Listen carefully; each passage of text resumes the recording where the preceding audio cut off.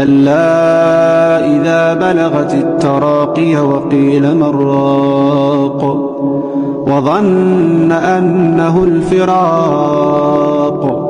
والتفت الساق بالساق إلى ربك يومئذ المساق فلا صدق ولا صلى ولكن كذب وتولى ثم ذهب إلى أهله يتمطى أولى لك فأولى ثم أولى لك فأولى أيحسب الإنسان أن يترك سدى ألم يك نطفة من مني تمنى ثم كان علقة فخلق فسوى فجعل منه